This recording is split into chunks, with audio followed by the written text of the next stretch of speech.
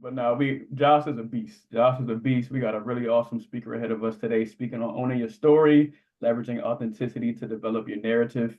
I'll tell you a bit more about Josh, and kind of how we connected as well through some awesome venues like Black Commerce, through HUPNC, really awesome festival. If you guys weren't able to make it, and if as they continue to have it down in the future, we'll definitely keep you guys in the pipeline to get some tickets sponsored to get you all there. But before we dive into that, we do have some of our cohort on. So, of course, as we always like to do, we like to highlight some of our cohort just so our speakers know a bit about what you guys are working on. And then I'll introduce Josh and we'll kick it off so we can be respectful of everybody's time, get through this Friday with some real good content, and then have you diving into the weekend just motivated to continue to build on your business. So for those who are here today, as far as our cohort, I'll pass it over to you guys. Oh yeah, much love to HUPNC. They have a really dope program, so I'm glad to see you're in that too as well, Jeremiah. You're in a lot too. You're in So Ambitious as well, right? Yeah, I've been just picking up everything. I love I it. just grab things. Yep, like Infinity Stones. I ain't mad at you. So actually, while we are right here with you, Jeremiah, we'll pass it over to you first to talk a bit about Black Horizon. I see we got Rashad on, so we'll pass it to you after that, Rashad. Destiny, we got you, so we'll pass it over to you. And then we'll pass it over to you, James, too. I think you were tagging in for Jalea for Campus Connects, right? That's correct. Sweet. Good to have you, James. So in that order, I'll pass it over to you, Jeremiah, just to talk one-liner, two-liner about your business.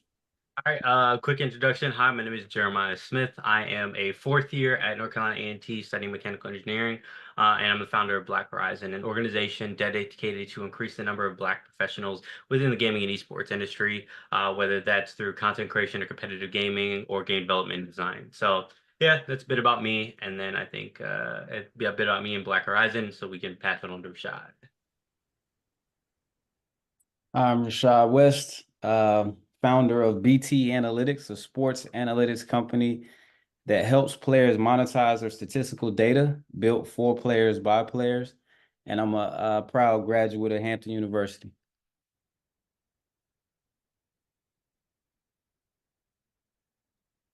And next, I'll pass it over to Destiny. I think I saw Destiny. Yep, I'll pass it over to you, Destiny, and then James. Hi, Joshua. Hi, everybody. Happy Friday. My name is Destiny Wesley. I am a 2024 graduate from Howard University, majoring in fashion design. And with Measure Me, we are making sure that users shop accurately for clothes online instead of over consuming and dealing with the issues of returns.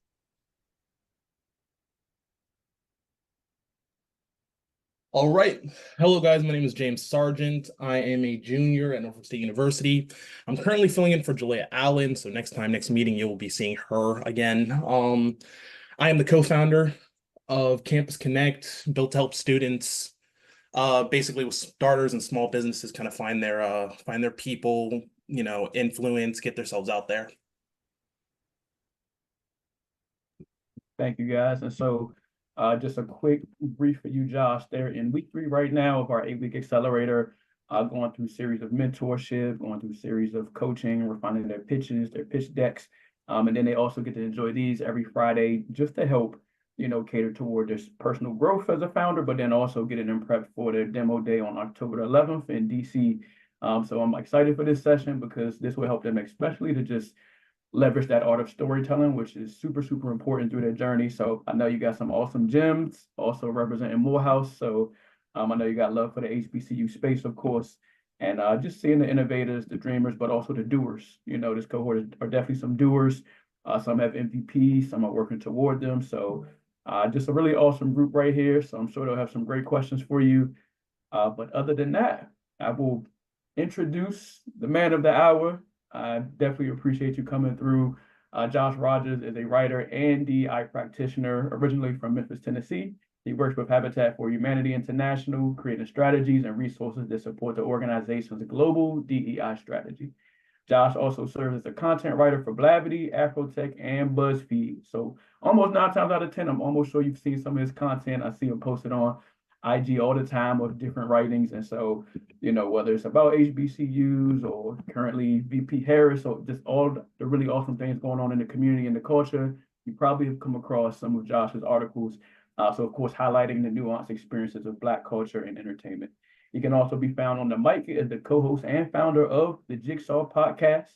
Josh holds a BA from Morehouse College, an MPA from Arkansas State University, and an MPP from Georgia State University. So needless to say, the brother is educated. So definitely appreciate you coming through for us, Josh. I'm sure this just scratches the surface of your amazing resume.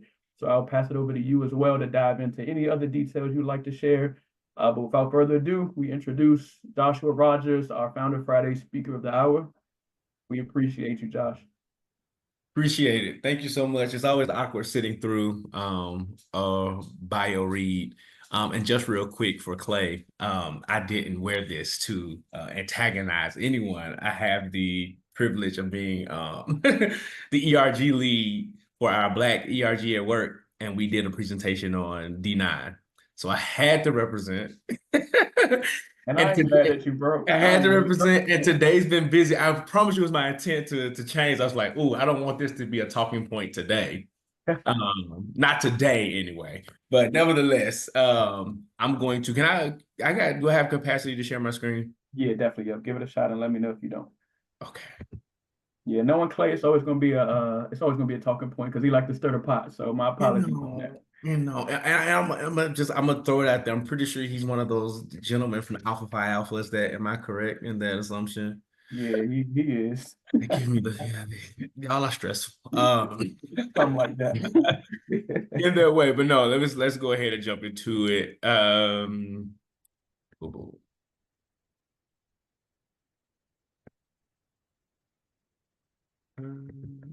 Can y'all see that?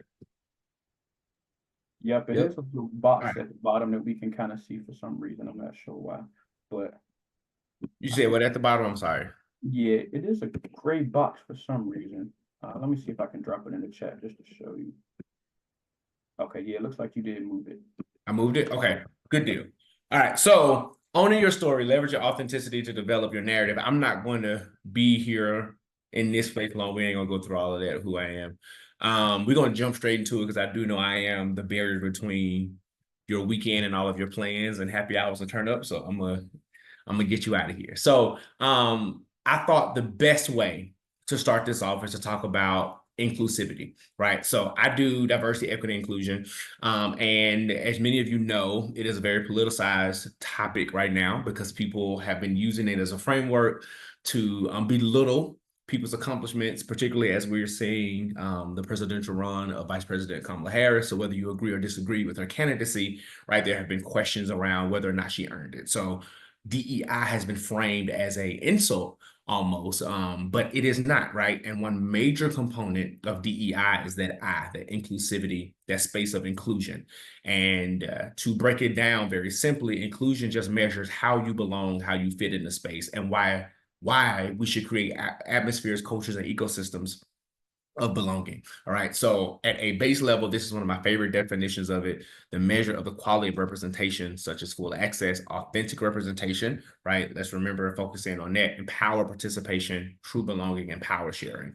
This is super, super important because your story belongs, right? In the spaces that you create, in the spaces that you curate, right? The businesses that you're building, right? Your story is a critical puzzle piece to what you are building, how people experience you, the energy that you put out, the vibe you exude, right? All of that part of your storytelling, your narrative belongs in all of these different spaces. So if you ever think in any way that your story should not be a critical component of what you're building, what you're producing, right? What you're expanding, right? Whatever verb you want to use, it's not true. Your story is a critical part of that.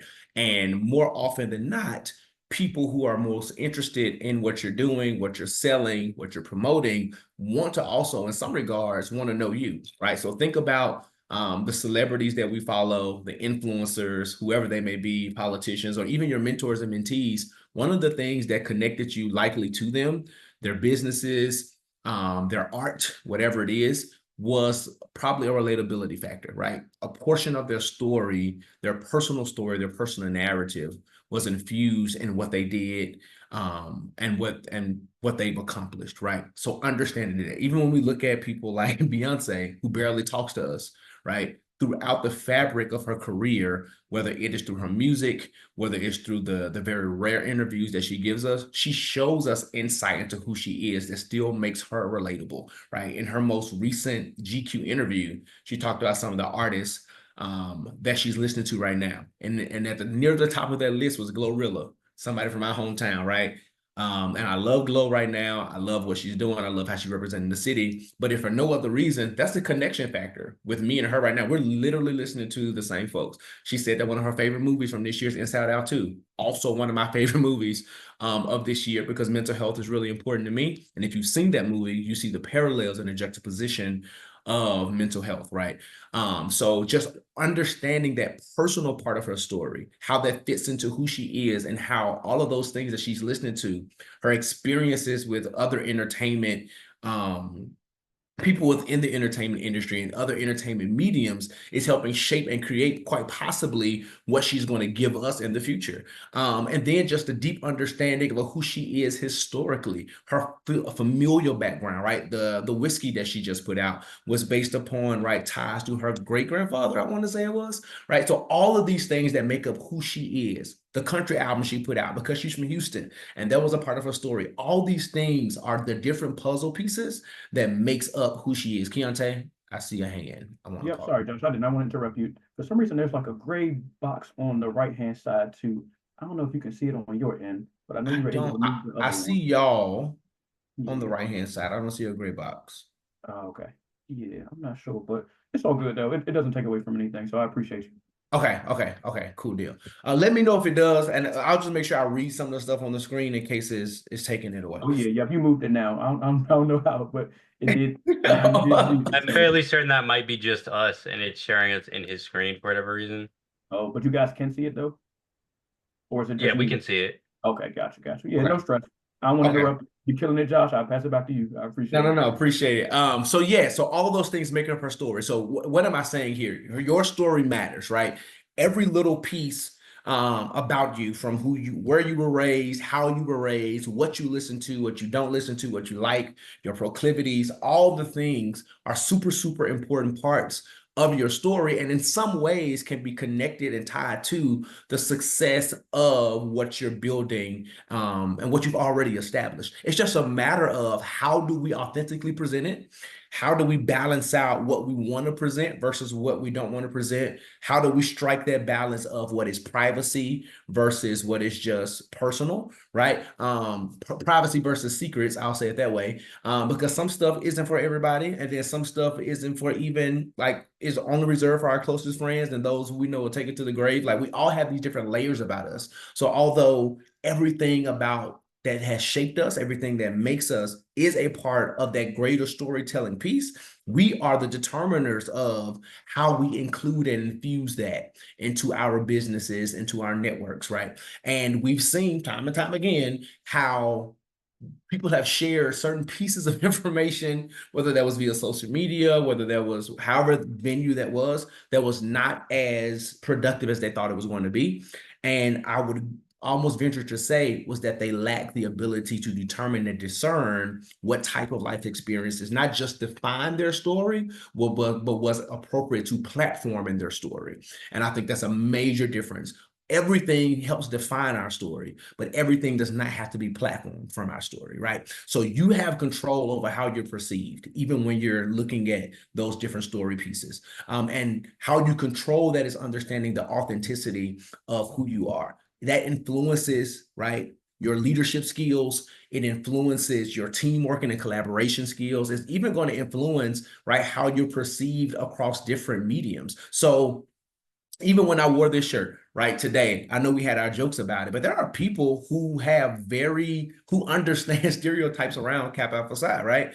And if I was not careful, at least not in this group anyway, I understand we got some jokes here, but for others who may have had maybe negative stereotypes and experiences, they've already could have written me off, right? Which is why I was like, I'm gonna change this shirt because I don't know who's gonna be in this room. But they could have written me off based on their lived experience, which I can't deny, or their history, stereotypes that they leaned into, or the mere fact of their own ignorance, right? Not them being dumb, but just unaware of what it meant. So therefore, I saw something that say, please move something. I saw it that time.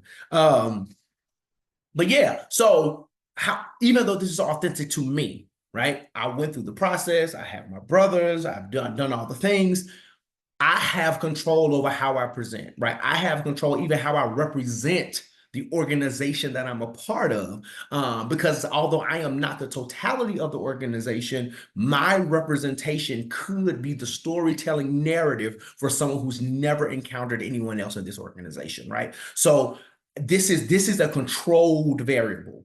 So that's what I mean by that. So from your LinkedIn, your Instagram, your Facebook, you still have one of those. Snapchat, does that even still exist? All those different types of things. How you present, you have control over that. Your stories, what you put out there, how you curate it. I have friends who have thousands of posts on Instagram, and then I have other friends who only have like maybe 2 or 3 because they super artsy and they want to be like, they want to live in this, ambiguous space. That's fine. But if I am a donor looking to understand more about you and your work, and you got these 2 curated posts, it tells me nothing about you. I know you live in this oblivion, right? So that controlled matter, right? While you understand it, you get the aesthetic, it does not speak possibly to someone who's trying to learn more about you. But that's neither right or wrong. We just have to be aware of the consequences of our storytelling. Consequences are not necessarily negative. They're results from an action, right? So we have to be aware of the results that we have based on the controlled variables we input when we tell our stories. And then in that, controlling the alignment between our personal values and our professional goals, right? I'm a big hip hop head. I love all kinds of music for sure, but I really love hip hop. But will me quoting Glorilla in a conference, or not even a conference, because it could go over on a stage really well, but maybe in a meeting with top executives, lead me to the type of professional goals that I'm looking for? And if my denial of that in that meeting,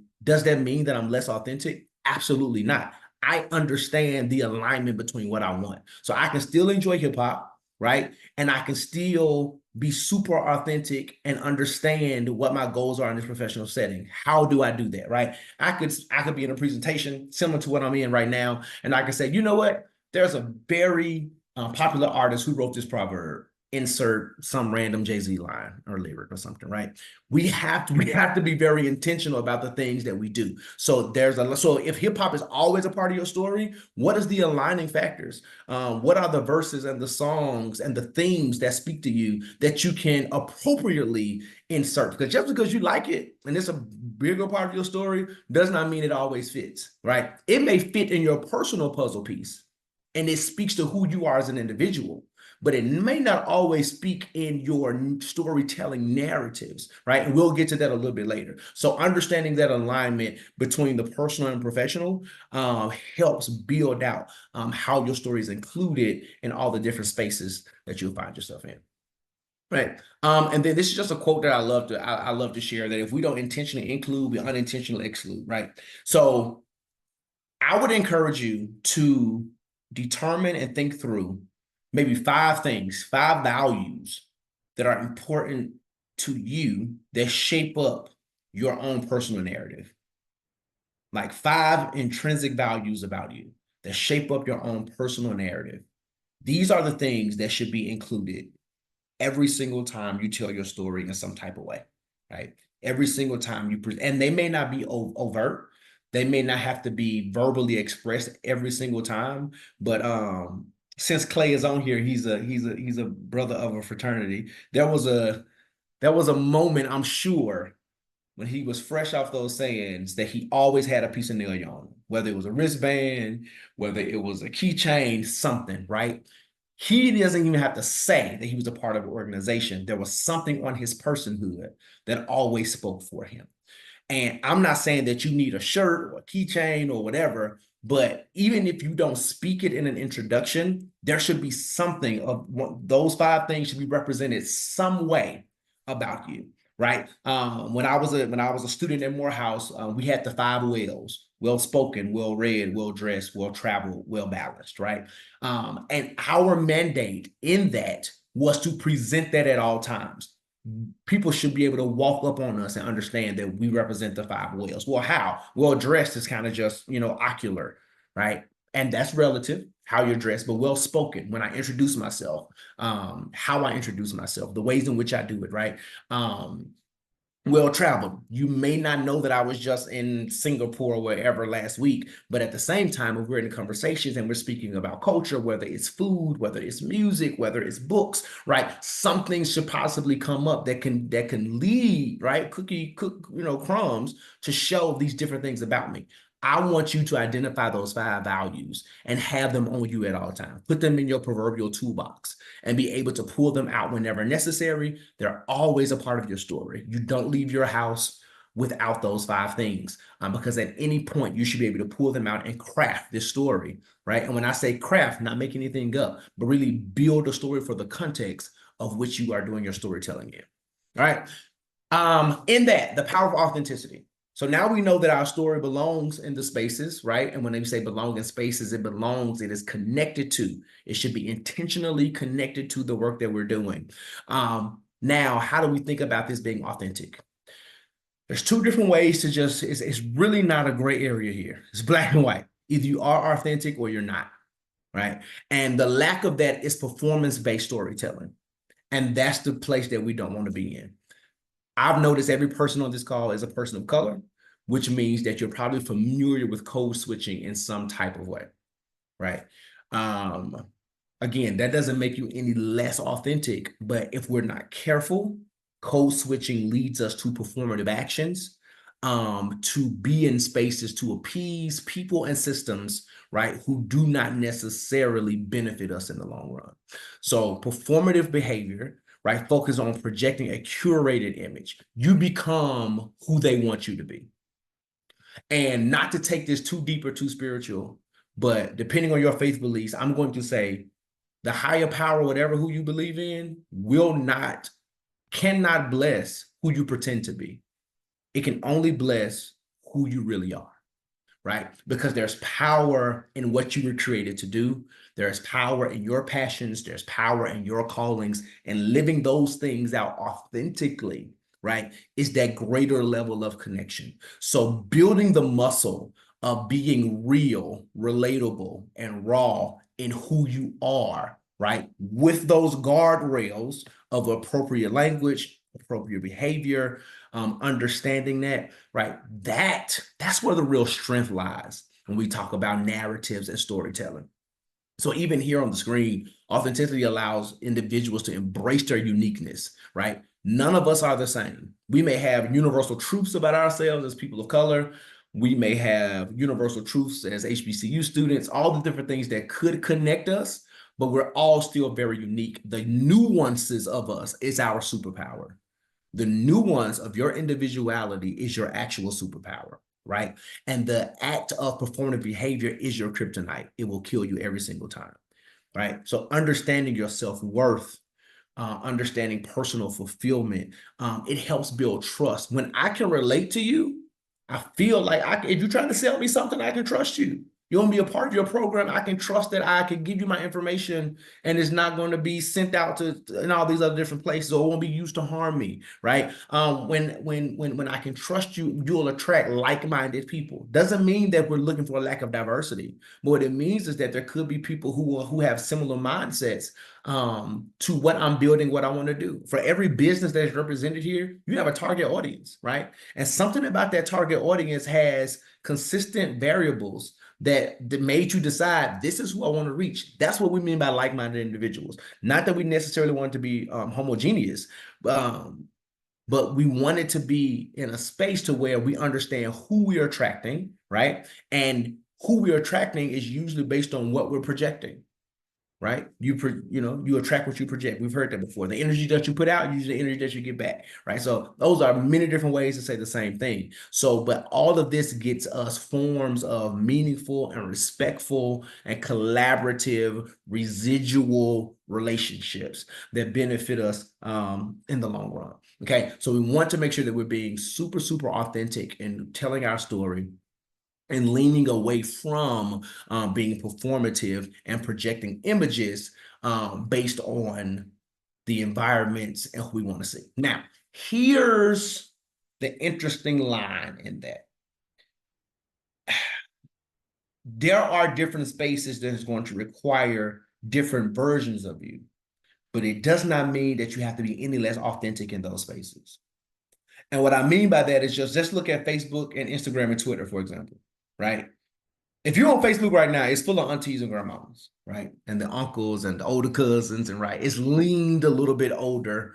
And so you can post a picture on Facebook and a picture on Instagram. I've done it before. I'll give you this example. I posted a picture on Instagram and had a Drake quote as my caption, right? One of his probably famous quotes or something like that. And I put the same picture on Facebook, and the caption would literally be something around, very, very like literal to where I am, standing on the balcony, feeling blessed. Instagram is like, I know you ain't at the top because I'm at the top, right? Rap lyric versus a super description. Same picture, same person, but my audience is different. I'm not any less of who I am because my captions are different. I just understand my mama ain't gonna understand. Why you talking about you at the top and you ain't seen nobody at the top? What does that even mean, right? It doesn't resonate. I can't speak to her in that way because she won't get it. So it's quite literally standing at the top in awe of how far I've made it, right? I've said the exact same thing, but I've said it to audiences in a way that resonates with them the best. My story didn't change. My picture didn't change. The meaning of what I wanted to say did not change, but the audience and who I was talking to did.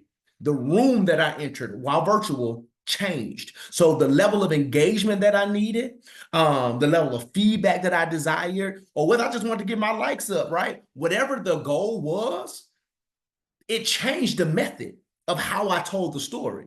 But the meat of the story was still there. The fact of the matter is that I made it to the top, right? That's the story. How the verbiage we used, what we did changed based on the format that we were in. So if you were at Congressional Black Caucus today in a session, right?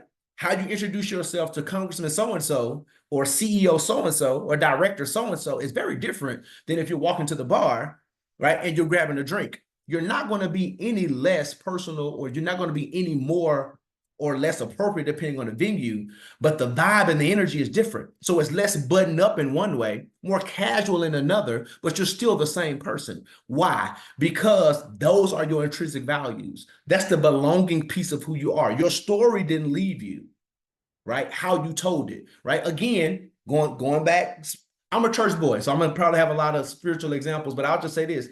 There is a Bible, and there are like hundreds of versions of it, right? Depending on who you're reading it to, you may be cool with the thee, thou, those, right, in King James. But then if you flip it, somebody be like, I don't understand all that. They need the English Standard Version, the New International Version, the same text, right? We're not gonna get into arguments about interpretation, but the same text that is there, but told in a different way so that many different people can understand it, right? So no matter what room you are in, the story doesn't change, right? But the language we use to communicate the story just might. As long as that language keeps the core values, the truth of the matter at the center, then the synonyms are synonyms for a reason, right? And I know I read people's captions on social media. People have a hard time with synonyms and homonyms. That two and two trips us up a lot. But synonyms and homonyms and things like that matter. They were invented for a reason, because it gives us space to communicate in different ways. It gives us space to say the same things, right? Maybe in different ways so that people can understand. Everybody isn't going to understand your SAT words, right? And it's great that you've learned them. It's great that you've committed them to memory. And it's probably really great for a pitch deck or depending on what room you're in. But if you're talking to the homies, right, then, and they want to say, hey, what do you do? Tell me what this is about. Then you speak in language, right, that they can understand and relate to. So it is so we can't get caught up in thinking that we're being inauthentic when we tell our stories in different ways, because we also center our truth in every time we tell it. When we're being performative is when we completely, you've probably seen people completely switch up or provide hyperbolic examples of their lives to tell a story. I actually met an individual who is on a certain side of the political aisle, who wanted to talk about his past experience in a way that says, I was a pharmaceutical salesperson for the streets. And he just built this real, just flowery narrative around who he was, but wanted us to understand he came from the depths of the streets, but used language that really didn't communicate that. But then when he got deeper in his story, we realized that he really wasn't about that life, right? It was a very, if we understand the narrative that Kendrick Lamar tried to tell about Drake, it was very reminiscent of that, right? This individual wanted to be adjacent to a thing, wanted to be a part of a thing, but was really only adjacent to it. Performative-based behavior, because what he attempted to do in his storytelling was to almost give us a rags to riches story, when that really wasn't it. Now, how he sold that stuff on the street was very true, but the depth and the manner in which he did it was not what we saw in like a Power or, BMF, right? It was very much so what we see in different, more controlled areas, right? Where is not as, it's not that, right? What we don't want to do is add things to our story or stretch truths or provide hyperbolic examples to things that lead us out of the realms of reality, right? That's the performative-based stuff. If something bad, quote unquote, is a part of your story, cool. You don't have to make it worse for me to relate to you more.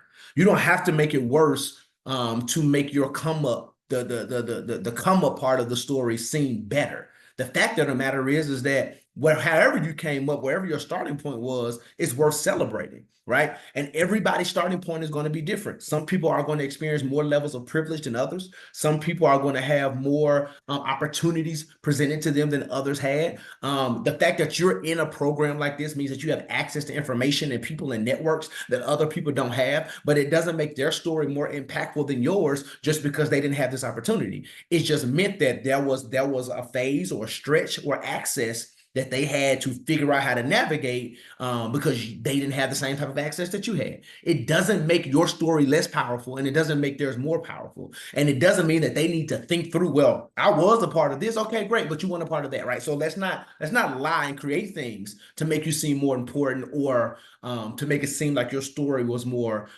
should be strengthened on struggle, right? We don't have to add struggle to strengthen our stories. We honor struggle. We honor the perseverance that comes with that. We don't have to insert variables that are not true to our lives. That's performance-based storytelling, right? Because it's not going to change, in many regards, the outcome. Because what's going to happen is just like the example that I gave.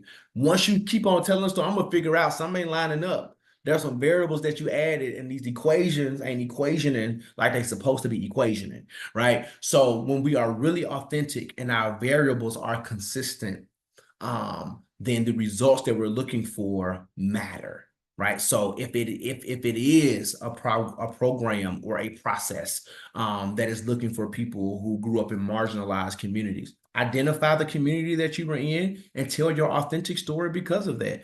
I didn't grow up, right, super low income. I was a very middle income family, but I had friends but I did go to a Title I high school, right? So I had friends who did grow up with lower incomes and had some financial struggles that I was privileged enough not to have.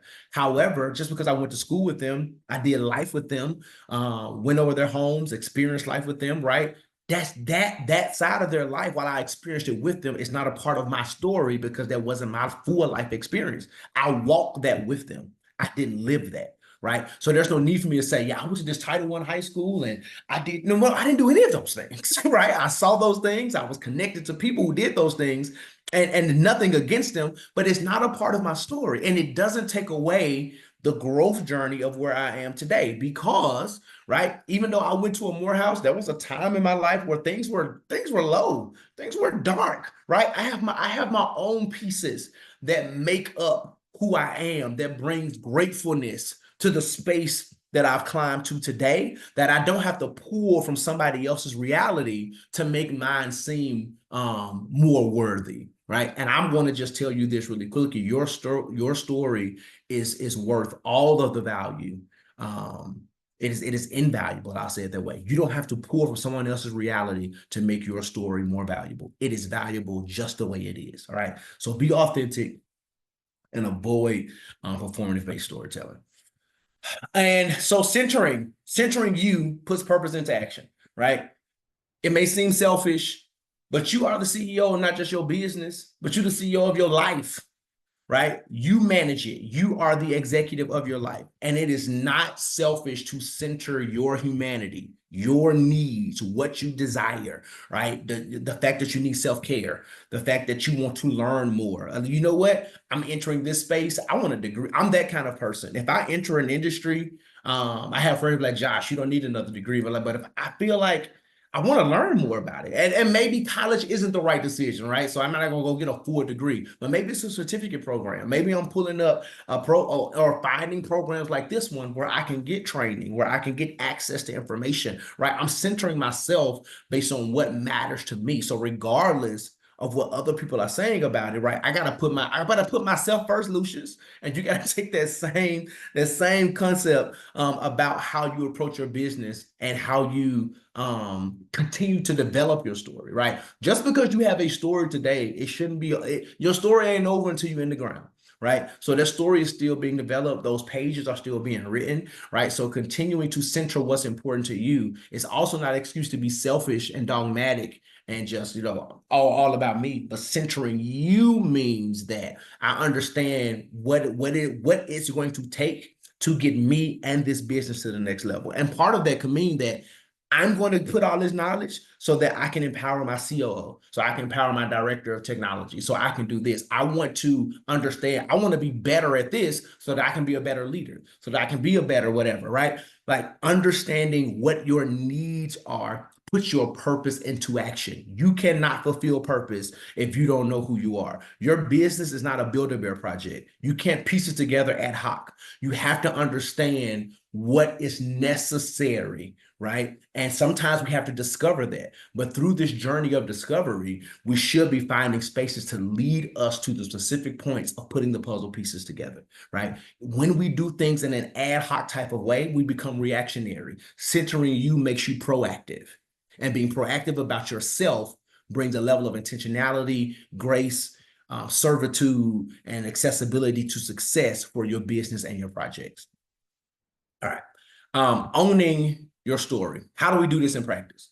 Two quick ways, and I'm almost out of here.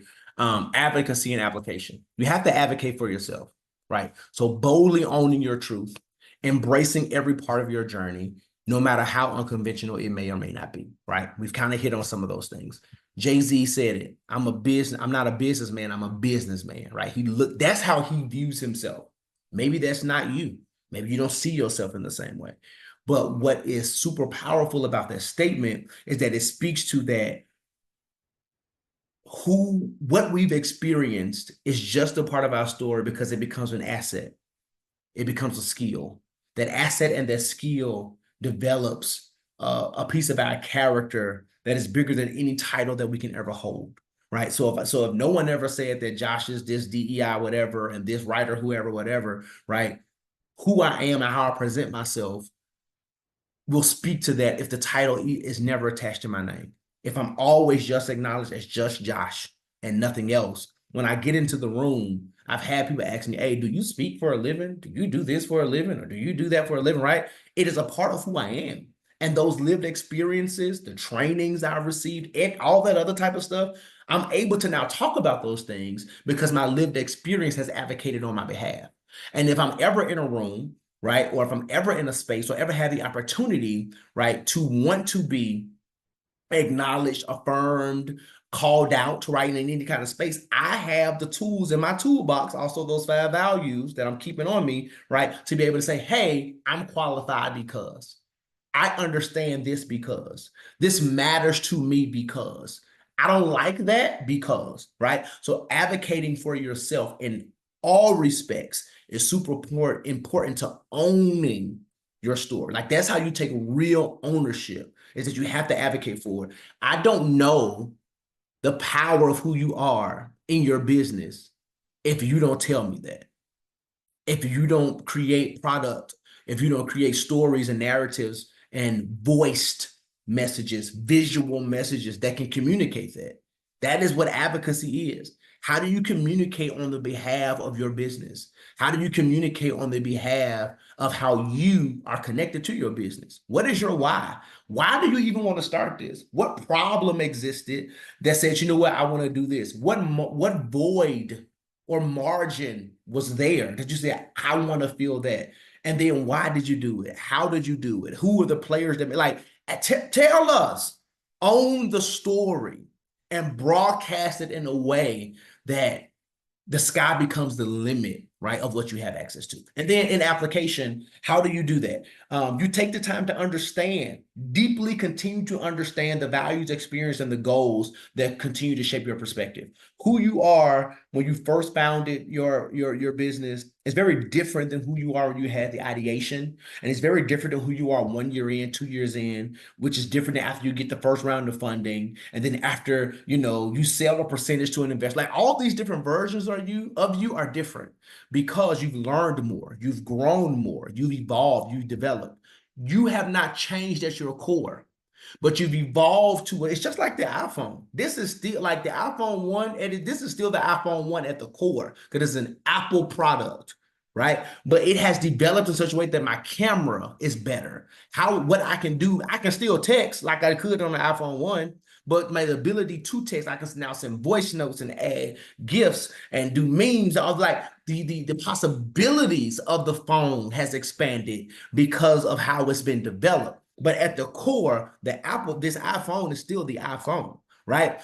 That's what I'm saying to you in the application. Who you are as individuals is still very true. From the year you were born, from the moment you were conceived, that person at its core is you. But how have you developed?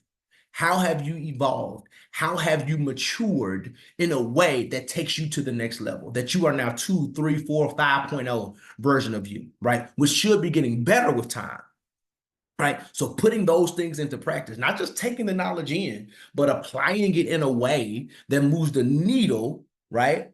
That puts you along further on this spectrum towards success, right? So taking the actions and steps like seeking out mentorships, asking for feedback, aligning yourself with opportunities that continues to amplify your voice and further your vision. And then lastly, there's this wonderful concept when you're developing your story and being authentic to it, is the concept of calling in to call out to call up. So the call in is the inward thinking, right? Identifying the passions, the values, and the motivations. It is what I do on the inside, the inward work that I continue to do with myself. The call out is how I take those inward perspectives, those that all of the thoughts that I've sat with, that I've wrestled with. How do I now produce this in a way that other people can tap into it, that it is tangible, right? So crafting versions of a cohesive story that represents every version of you. We talked about the different versions, right? That's the call out. So the call in is calling myself in. The call out is really speaking out into the world, into the universe, and committing to stories and narratives that express me in the most unique and authentic way. And then the last way is to call up, and that is putting that story on a platform, social media, the various forms of the IG, Facebook, LinkedIn, all the different ways, signing up to be a speaker at that conference, raising your hand in different venues and expressing your opinion, getting the attention of the individuals that you have deemed necessary to take your business to the next level. That is the call up. So you call in, you do the inward work, you call out, you put it out there, you determine how you want to put it out there. And then the call up is the platform to elevate and amplify your voice in prospective spaces. I am also a journalist, but tell you this, all of this step is important, because when you get to somebody like me, the call up, you say, hey, I'm an entrepreneur, I'm Black, and I got a Black business. And I'm like, okay, AfroTech writes about a ton of Black entrepreneurs. All right. What separates you? What is it about your story? What is it about you? Right. Yes. And then also understand your numbers and your data about your business. But I know for me, what I want to look for is like, what is it about you? Like, how did you get here? And how does that tie to the story that we want to tell about your business? That's the call up. When you get to those journalistic platforms, when you want to get on that podcast, when you're looking to have that interview, have you done the inner works? Because those journalists are going to ask you the tough hitting questions, right? About your why. Some of them are going to get deep into the things. And if they press buttons and talk about things you want to talk about, you can definitely not talk about it. But if it is concerning your business and getting deep into understanding the reasons behind all of the things that you've done, like, you have to do that work. You have to be able to, and then the call out is right. How do you present that? Right. And then of course, the call up is that the platforms that you present it to or that you stand on. So doing that work, owning that story and packaging it in a way is super powerful to making sure that others can hear you. The story that you have is not meant to be told in silos or in private. The story that you have, based on the success that you seek, is worth listening to. And I promise you there's an audience that wants to hear your story, that needs to hear your story, that can relate to your story. And I'm so excited to be a stop in the road right now to help you think through the amazing ways you can tell your story. So that's all I got. Feel free to email me if you have questions or anything, or you just want to chat. You can hit me up on LinkedIn. I am open to Facebook. It is I am Josh Rodgers. I mean, not Facebook, Instagram. I am Josh Rodgers on Instagram as well. So appreciate it. I'm going to stop sharing. And yeah, if there's any questions, comments, feedback, Josh, you were terrible, all that different kind of stuff. I'm open to it. No. First, before we even dive into the Q&A, Josh, I got to say this was phenomenal. This was so good. I might have to start calling you Bishop Rodgers, the way you was in here preaching, man. This was awesome. And come on, Bishop. This was well needed, because especially before you guys get into questions, as you prepare for demo day on October 11th, authenticity is critical. Like, before you even open your mouth, the first words that come out of your mouth, people will know this is real or this is a facade, so tie into that story. Jeremiah, of course, as an example, because you're right here next to my screen, dive into where you felt like I didn't have a space for Black gamers, or even Rashad. We were just talking about this a couple of days ago. You don't have to make up a story of, why your concept is important for BT analytics, because you literally lived that, Rashad. You literally saw how you got to a pinnacle of career and your success, being an athlete, but you still felt criminally underpaid, right? And so that's why this is so important for you to tie in your own authentic stories, so that you can, just continue to, first one, tie into the audience, leverage that, leverage the emotion of it, leverage the logic of it, the statistics, whatever really reels them in. But this was so important. So I'm sure you all took some notes. We do have the recording too for those who reference it back, but this was so good, Josh. So we appreciate you, and they'll definitely need to leverage this as they prepare for demo day on October 11th. So super grateful for it. Yeah, appreciate it, man. I enjoyed myself. This was awesome. I do want to open up and see if you guys had any questions, just whether it's in authenticity or anything in terms of the approach of building your story and things of that nature. Feel free to dive in.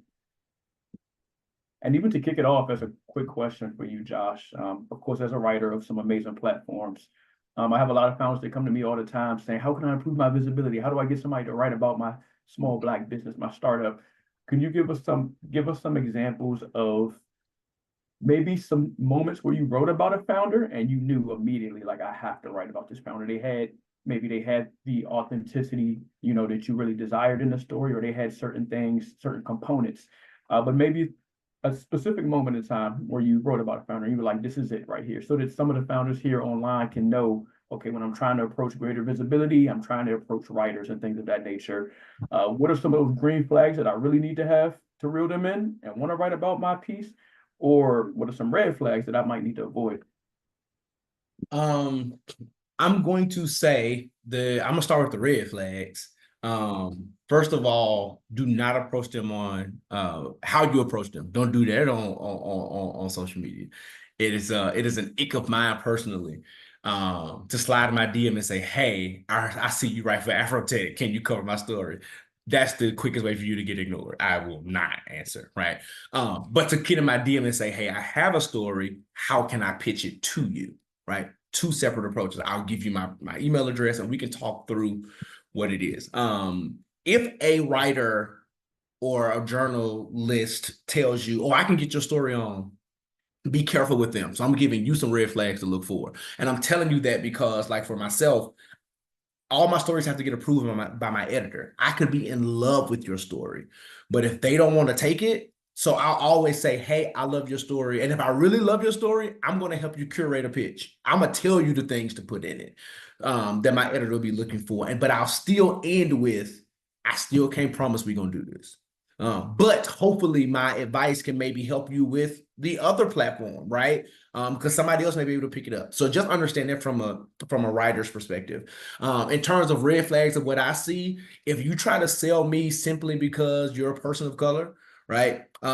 We write a lot about Black founders, and I don't think that we could stop doing it. But because we do that, I'm just talking about like for AfroTech and even Ebony, right? That's not going to be enough because all of our stories focus on Black and brown founders, right? So just the mere that fact alone is important, but it's not going to be enough, especially when these media publications are also businesses.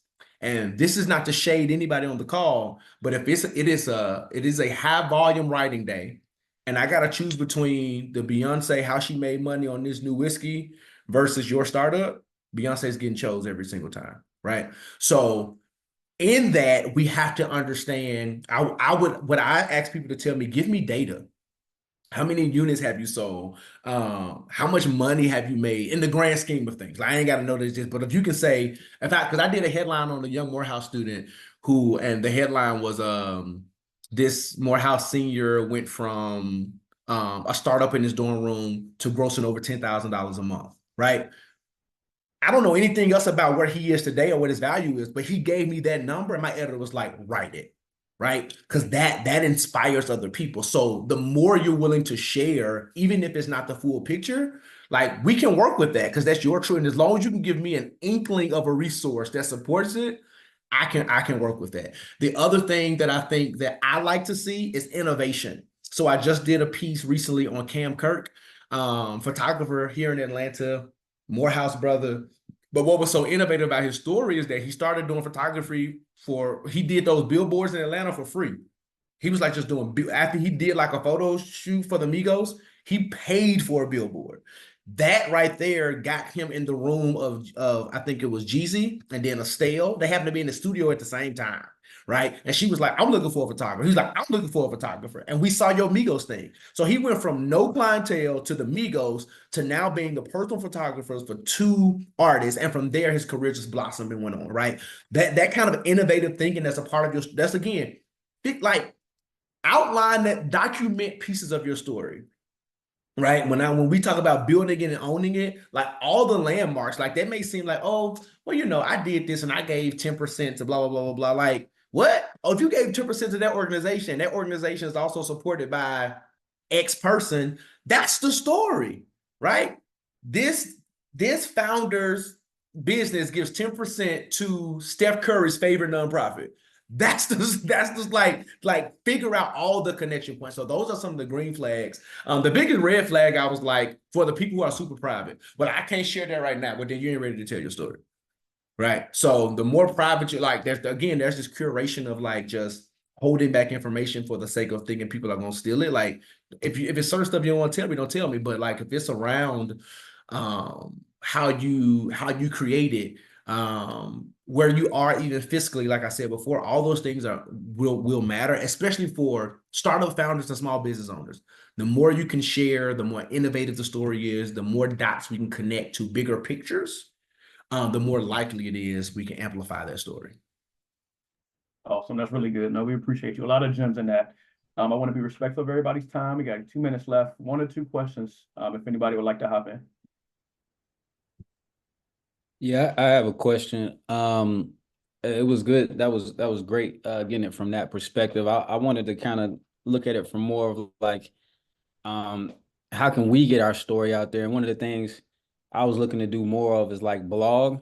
And do you know kind of like if you do, or do you have any effective strategies on like, how you've seen people use maybe their social media or blog or a vlog to really get their story out there and people really resonate with it in an authentic way? Because I have seen some to where it's just like it's over the top and people, continuously putting it out there and it's not authentic. So yeah, absolutely. I would say if you want a traditional blog, I would say Medium is a really great platform to be able to do that. And I would say think the same way that you approach your business from a very specific way, approach your writing or your storytelling if you're just talking about your business in that way, right? So like, I don't know. What is your business? Real quick, Rashad. So I have a sports analytics company that Okay. focuses on player data equity. So essentially, we're looking to help players monetize their statistical data, and we create that data and curate and aggregate it. So it's looking at it from the perspective of how can they make money in a nuanced way, the 99%, not the professional athletes per se. Absolutely. So even though you're not talking about the 99%, like how can Dak Prescott's new contract extension tie into what you're doing at all, right? How can he even be an example, right? So leveraging, like, of course, that's your SEO. That's how you get it out there. But then you'd be like, you see how Dak Prescott did that? All right, now let me show you how to do this as a such and such, such and such, right? So connecting those dots, like get it out there. And now that you become the subject matter expertise in that space, you ain't got to talk about Dak or none of them other folks ever again. But you want to use what's hot right now to connect. So I would say always find the ways to connect the dots and do it to what feels authentic to you. Because if it feels authentic to you, it's going to resonate with the audience. If you don't feel comfortable with it, Rashad, I'm gonna have secondhand embarrassment for you when I look at it, right? So if it feels authentic to you, then 9 times out of 10 it's going to resonate. Appreciate it. Yep. Awesome. Anybody else? Last calls. Other than that, Josh, we appreciate you, man. This was really great. 1911 is good with me, man. This was an awesome session. A lot of great gems, and I know that you guys were able to leverage this to take that into demo day, craft your authentic story, wow the audience away, get those investors on board. So please, I'm sure you took some good notes. We'll send out the recording if you need to reference it back too.